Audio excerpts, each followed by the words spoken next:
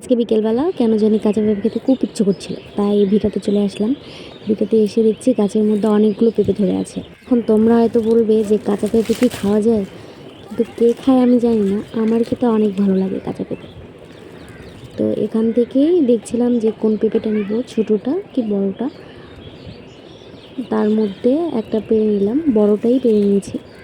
পেঁপেটা এবার জল দিয়ে পরিষ্কার করে ধুয়ে নিলাম, পেঁপেতে অনেকগুলো আটা লেগেছিলো।